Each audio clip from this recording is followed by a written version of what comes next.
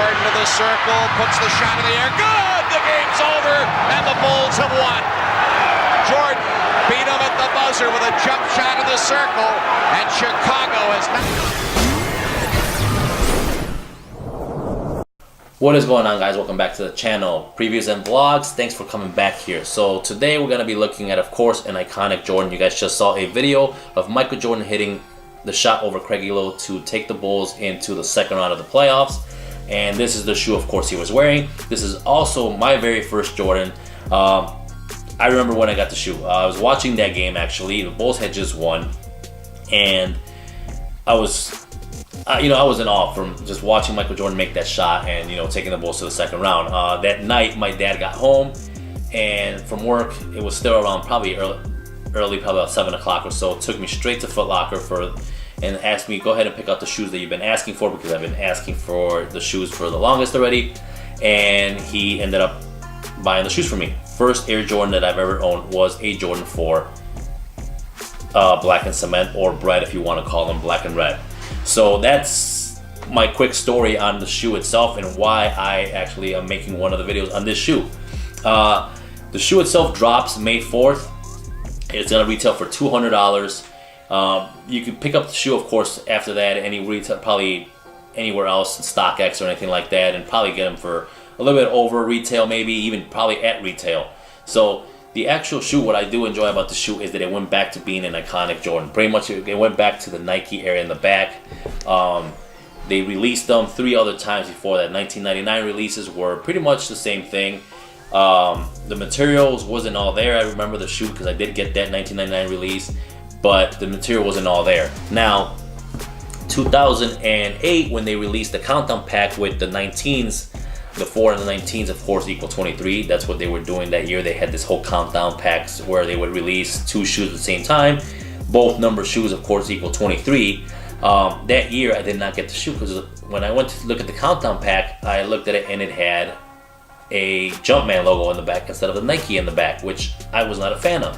I've never been a fan of the Jordan logo in the back, even though I own a few pairs that have that logo.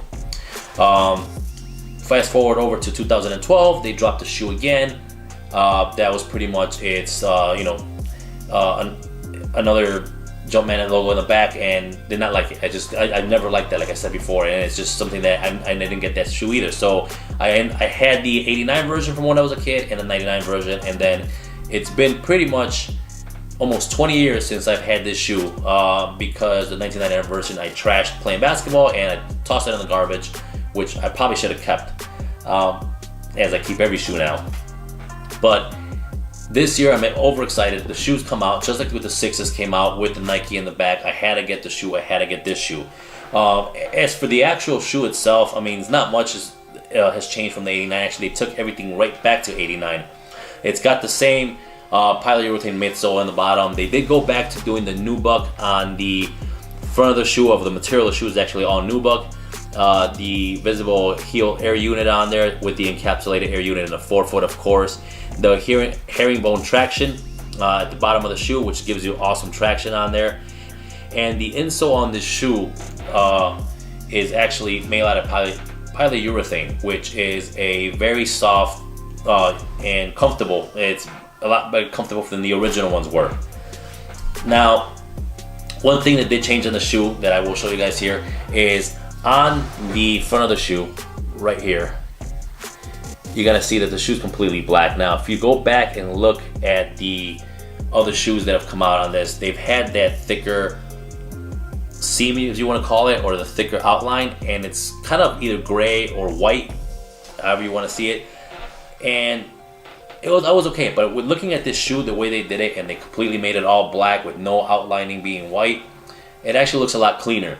Another thing is that on the 2008-2012 releases, the front netting on here was glued onto the side of the shoe and the insole, which basically, or I should say the tongue of the shoe, which collected a bunch of dust in there, and it just looked ugly.